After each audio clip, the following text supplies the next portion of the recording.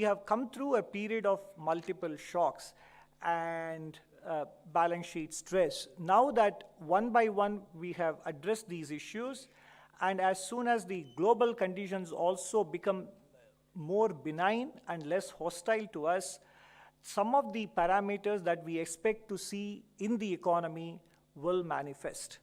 Now, have we given up hope of 8% growth? No, I did specifically mention in my, towards the end, that even without export growth kicking in, we can strive for and be able to achieve 8% growth if on top of what already has been done, several other additional dimensions are addressed as well.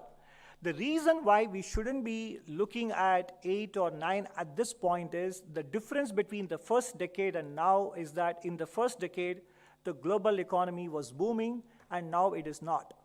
And in the second decade as well, in spite of the aggressive, unconventional monetary easing in the developed world, economic growth was not to the extent that they would have anticipated. And that is one of the reasons why export performance in the second decade wasn't as good as in the first decade.